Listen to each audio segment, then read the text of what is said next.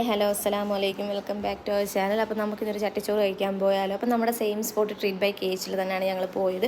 ഫസ്റ്റിനൊക്കെ ഒരു lemon juice കുടിച്ച്, പിന്നെ അത് കഴിഞ്ഞിട്ട് അവർ പരിപ്പ്, സാമ്പാർ, രസം ഇത് ഇത്രയും കൊണ്ട് വെച്ചിട്ടുണ്ടായിരുന്നു. പിന്നെ ചട്ടിച്ചോറിൽ തന്നെ അത്യാവശ്യം വേണ്ട എല്ലാ കറികളും ഉണ്ടായിരുന്നു.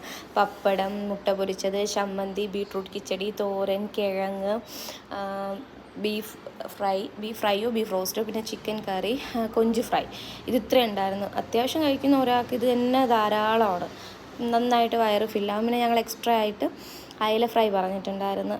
അപ്പോൾ ഇത് ഇത്രയും കൂട്ടി നല്ല അടിപൊളി ഒരു ചട്ടിച്ചോറ് കഴിച്ച്.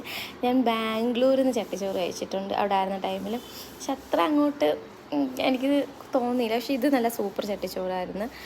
പിന്നെ എന്നെ ഇക്കായം പോലുള്ള ഒരാൾക്കാണെങ്കിൽ ഒരു ചട്ടിച്ചോറ് തന്നെ ധാരാളം, നമ്മുടെ വയറ് ഫില്ലാവാൻ. അല്ല, നന്നായിട്ട് ഫുഡ് കഴിക്കുന്നവരാണെങ്കിൽ 2 ചട്ടിച്ചോറ് വാങ്ങുന്നതായിരിക്കും ബെറ്റർ. പിന്നെ മീൻകറിയും പായസവും ഉണ്ടായിരുന്നു. മീൻകറിയിൽ തന്നെ മീനിൻ്റെ പീസസ് കാണും. പിന്നെ ഇത്